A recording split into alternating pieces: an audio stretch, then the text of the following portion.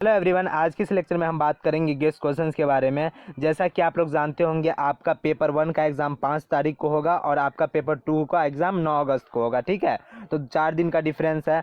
तो दोनों पेपर के लिए आपका जो मोस्ट इंपॉर्टेंट टॉपिक है, जिसको छोड़ के आपको नहीं जाना चाहिए क्योंकि वही एग्ज़ाम में आ सकते हैं, बहुत ही चांस है उसका आने का, तो उसके बारे में इसमें वीडियो में बताया जाएगा। और दूसरी बात, पेपर 1 और पेपर 2 को जल्दी से कैसे कवर कर सकते हैं इसके बारे में भी बताऊंगा। जैसा कि चैनल पे the Eve of Saint Agnes का 8 लेक्चर है, लेकिन आपको 8 लेक्चर नहीं देखना है। जो आपके लिए इंपॉर्टेंट है बस वही देखना है, और इसको जल्दी से कैसे कवर कर सकते हैं पेपर 1 2 को, तो उसके बारे में बताया जाएगा। ठीक है, और कैसे आपको PDF प्रोवाइड किया जाएगा उसके बारे में भी बता दूंगा एक बार लास्ट में। तो गेस्ट क्वेश्चंस में सबसे पहले पेपर 2 की बात करते हैं, जो कि आपका 100 मार्क्स का एग्जाम होता है। तो पेपर 2 में पहला बुक आपको पढ़ना है the Eve of Saint Agnes, है ना। तो the Eve of Saint Agnes में 7.5 मार्क्स के एक एक्सप्लेनेशन आते हैं, जो कि एक्सप्लेनेशन आप कैसे कवर कर सकते हैं। एक प्लेलिस्ट में बना है, एक प्लेलिस्ट बनाया हूँ मैं, जिसमें एक्सप्लेनेशन फॉर्मेट लिखा होगा। उसमें the Eve of Saint Agnes का आपको एक्सप्लेनेशन का फॉर्मेट अच्छा से याद रखना है, और उसमें जहाँ पे बीच में अगर ऐड करने की होगी तो उसमें ऐड करना है आपको समरी, और जिस कंटेक्स्ट में बात की होगी उसको देखिएगा तो आपको समझ में आ जाएगा। मतलब अगर मान लीजिए एक्सप्लेनेशन में किसी का नाम है एंजिला प्रोफायरो, तो उसी से संबंधित आपको उसमें समरी ऐड करनी है। और आपको समरी कैसे मिलेगी, अब देखिए, आपका एक लॉन्ग आंसर आता है the Eve of Saint Agnes का, एक आता है आपका एक्सप्लेनेशन। तो आपका लॉन्ग आंसर बस एक वीडियो से कंप्लीट हो जाएगा। वो वीडियो है आपका the Eve of Saint Agnes में जाइएगा तो एक लॉन्ग आंसर लिख के होगा। ठीक है, द लॉन्ग आंसर लिख के 20 मार्क का क्वेश्चन होगा, जिसमें मैं आपको पूरा आंसर लिखाया हूँ उसका, जिसमें उस आंसर में आपका सारा कुछ कवर है। The Eve of Saint Agnes के बारे में पूरा है, एज अ रोमांटिक पोएट भी उसमें कवर किया गया है। इसके अलावा उसमें समरी के साथ साथ सेंट्रल थीम को भी बताया गया है। तो कोई भी आपका क्वेश्चन आया the Eve of Saint Agnes को, आंख बंद करके बस उस आंसर को आपको लिखना है, क्योंकि ये लिटरेचर है। लिटरेचर में ऊपर नीचे हो जाता है, समरी वगैरह भी ऐड की जाती है, तो उसमें पूरा नंबर नहीं कर सकता। और याद रखिएगा, आपका 17 मार्क्स या 20 मार्क्स का जो भी आपका जैसे कि 17 मार्क्स का है, तो उसमें ऐसा नहीं है कि आपको पूरी तरीके से नंबर काट दिया जाएगा, कम से कम 15-14 इतना देगा ही। तो आपको लॉन्ग आंसर के लिए सिंपल सा एक ही काम करना है कि लॉन्ग आंसर वाली वीडियो से पहले आपको एक लेक्चर देखना है किस चीज़ का, वो जो कहानी बताया हूँ मैं उसका देखना है। दूसरा आपको वीडियो देखना है आपका लॉन्ग आंसर का, जिसमें 20 मार्क का कवर होता है वो वाला। और तीसरा आपको क्या करना है, एक्सप्लेनेशन का देखना है। ये पूरा 27 मार्क्स जो भी है इसमें आने वाले, वो आपका पूरी तरीके से कंफर्म हो जाएगा। ठीक है, एक लॉन्ग आंसर है, एक एक्सप्लेनेशन। अब इसके अलावा आपका the Rape of the Lock का आता है। तो the Rape of the Lock में याद रखिएगा 20 मार्क का 27 मार्क्स वो आएगा, 27 मार्क्स का ये भी आएगा। तो the Rape of the Lock का मैंने 3 लेक्चर बनाया है, जिसमें पहले मैं कहानी के बारे में उसके पूरे की पॉइंट्स के बारे में बताया, उसको भी देख लीजिएगा। और दूसरा वीडियो आपको देखना है इसका लॉन्ग आंसर का। तो लॉन्ग आंसर में आपका कोई भी क्वेश्चन आए the Rape of the Lock से, आपको जो आंसर मैं बताया हूँ बस उसी को लगाना है। ठीक है, चाहे the Rape of the Lock ये वाला क्वेश्चन आए, चाहे अजम एपिक पोएम आए, या फिर सेंट्रल थीम पूछे, या फिर the Rape of the Lock का समरी पूछे, कोई भी क्वेश्चन पूछे, आपको सेम टू सेम वही वाला आंसर उतार देना जो कि मैंने आपको बताया है, और उस सबका PDF भी मैंने प्रोवाइड किया है। ठीक है, तो ये वाली आंसर आपको लगा देना है। और तीसरा लेक्चर आपको देखना है वही explanation format the Rape of the Lock लिखा होगा, उसको देखना है, क्योंकि एक्सप्लेनेशन का फॉर्मेट वो याद रखेगा तो वो लगेगा कि पूरी तरीके से अच्छे से लिखा है, इसलिए उसमें नंबर नहीं कटेगा। ठीक है, तो अच्छे से इस सबको दोनों को प्रिपेयर कर लीजिएगा, बस 3-3 वीडियो देख के ये कवर हो जाएगा। अब चलिए इसमें देखते हैं पालग्रेव की गोल्डन ट्रेजरी में आपको कौन सा इंपॉर्टेंट है। तो सबसे पहला इंपॉर्टेंट है to the Skylark. Critical appreciation के लिए मैं बता रहा हूँ, मैं इसलिए नहीं बता रहा हूँ कि एक्सप्लेनेशन में आप कैसे आएगा, ये मैं इसलिए बता रहा हूँ कि to the Skylark critical appreciation के लिए बहुत ज़रूरी है, जो 20 मार्क का आता है। इसके अलावा माई लास्ट डचेस को अच्छे से कवर कर लीजिएगा, द पुल्ली को, और एक यहाँ पे ओड टू अ नाइटिंगेल और टू अ स्काईलार्क। ये 5 टॉपिक को आप क्रिटिकल एप्रिसिएशन के लिए बहुत ही अच्छे से कवर करके जाना है। और इसमें एक्सप्लेनेशन की बात करें तो पालग्रेव की गोल्डन ट्रेजरी का भी एक्सप्लेनेशन का एक फॉर्मेट बताया हूँ मैं, जो कि वही एक्सप्लेनेशन फॉर्मेट नाम का प्लेलिस्ट है, उसमें तीनों का एक्सप्लेनेशन का दिया है। वो वाला वीडियो पालग्रेव के लिए गोल्डन ट्रेजरी के लिए देख लीजिएगा, और जो कंटेक्स्ट है ना उसको बस इसमें पढ़ना है आपको। अगर आपके पास होगा तो ठीक है, नहीं तो आप अगर कोई भी पोएम का बोलिएगा हमको मैसेज करके कि सर इसका कंटेक्स्ट भेज दीजिए, तो मैं भेज दूंगा। ठीक है, तो आपको पालग्रेव की गोल्डन ट्रेजरी के लिए एक ही काम करना है कि 5 वीडियो बना हुआ है, 5 चैप्टर का 5 गो वीडियो है, जो कि लॉन्ग आंसर वाला आपको सिर्फ वीडियो देखना है, ठीक है। इसका कोई की पॉइंट्स नहीं, कोई एक्सप्लेनेशन नहीं दिखेगा। बस पाँच चैप्टर है, पाँचों का पाँचों बना हुआ है, और उसका बस लॉन्ग आंसर जो मैंने क्रिटिकल एप्रिसिएशन नाम से किया है, बस उसको आपको देखना है 5। इसके साथ इसका भी क्रिटिकल एप्रिसिएशन कवर हो जाएगा। तो आपका 60 मार्क्स कवर हो गया। इसके साथ साथ 20 marks the Rape of the Lock का, 20 मार्क्स आपका the Eve of Saint Agnes का, और इसमें से 20 मार्क्स आपका इसका कवर हो जाएगा, ठीक है। एक्सप्लेनेशन के लिए भी तीनों का फॉर्मेट बनाया तो उसका भी हो गया। तो पूरे 90 मार्क्स आपका कवर हो चुका है। अब 10 मार्क्स के लिए आपको क्या करना है, तो 10 मार्क्स के लिए ये 11 टॉपिक आपको करके ही जाना होगा, क्योंकि 11 टॉपिक में थोड़ा थोड़ा डिफरेंस है। सब फिगर ऑफ स्पीच है ना, तो इसमें बस इसको याद करके आपको जाना है।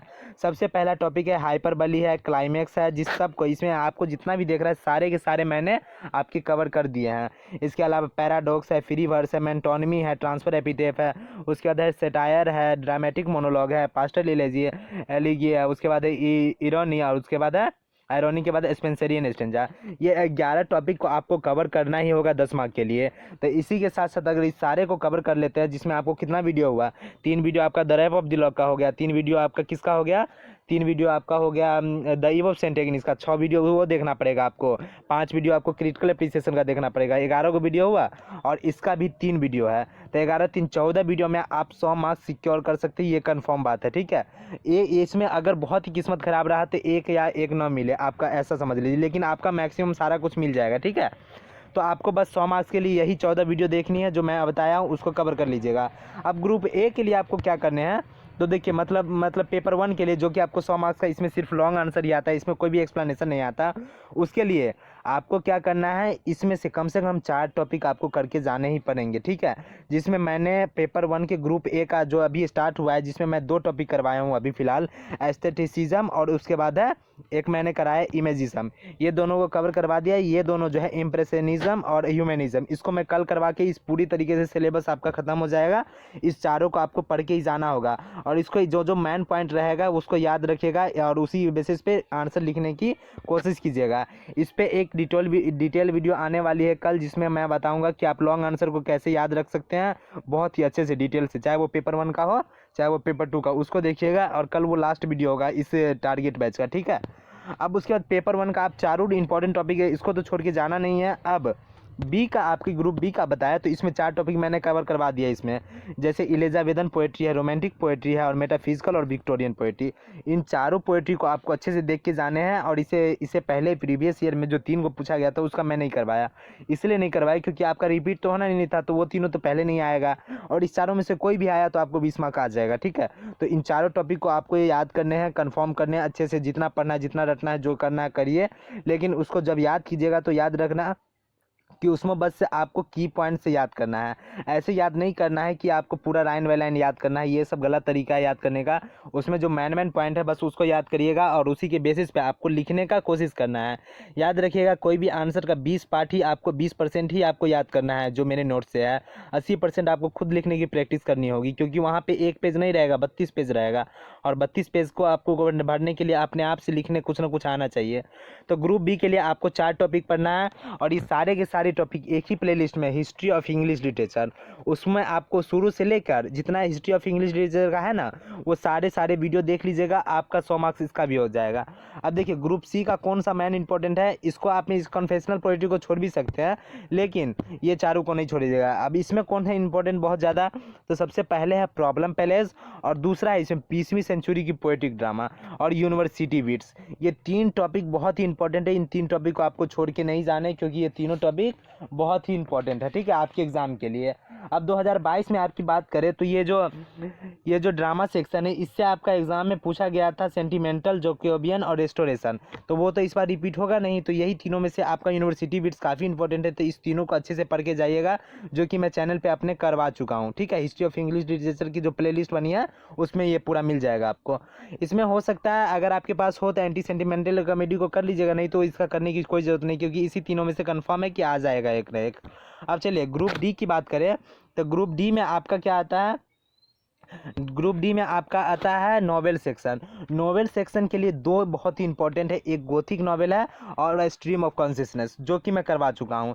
इसके अलावा मैं दो और करवाना चाहता था, जिसमें हिस्टोरिकल नॉवेल था और एक और था इंग्लिश वुमेन नॉवेलिस्ट। ठीक है, तो इसका क्या है, मैं इसको हो सकता है इसका मैं आपको परसों तक मैं इसका नोट्स प्रोवाइड कर दूँ। हिस्टोरिकल नॉवेल आप समझ सकते हैं पढ़ के, और इंग्लिश वुमेन नॉवेलिस्ट को भी आपको समझ जाइएगा, नहीं तो इसका वीडियो आप नहीं बना पाएंगे क्योंकि बहुत सारी दिक्कत है। अगर आप लोग बोलिएगा तो बना भी सकते हैं। तो इसका क्या कीजिएगा, आप बस नोट्स पढ़ लीजिएगा, उससे आपका काम चल जाएगा। तो ग्रुप डी को भी आपको ऐसे ही कवर करना है, इस चार टॉपिक को अच्छे से कवर करना है, और बस मेन पॉइंट को कवर कीजिएगा और लिखने की कोशिश कीजिएगा। अब इसका डी के बाद इसके बाद है ई का, इसमें पे सेक्शन आता है, ई लास्ट पार्ट है जो कि है मिसलेनियस का। उसमें आपको क्या करना है, इसमें आपको 4 टॉपिक मैंने करवा चुका हूँ। इसमें बायोग्राफी था, ऑटोबायोग्राफी था, इसको कवर करवा दिया, पीरियोडिकल और पर्सनल। इस चारों में से आपका एक ना एक आ जाएगा, चिंता मत लीजिए। इसी 4 को आपको टॉपिक को कवर करना है, मतलब आपको ग्रुप ए के लिए 20 टॉपिक कवर करना है। ठीक है, और एक दिन में 4-5 आप कवर कर सकते हैं। अगर हम इसका अगर कवर करने का एक ही तरीका है, देखिए आपके पास अगर नोट्स रहेगा तभी कवर कर सकते हैं। अब याद रखिएगा, इसमें 4 टॉपिक को कवर करने के लिए आप सारे के सारे लाइन बाय लाइन लिखने मत लगिएगा। ठीक है, क्योंकि जब लिखिएगा तो इसका भर दिन इसी में लिखने में ही चला जाएगा, तो फिर याद और समझिएगा कब।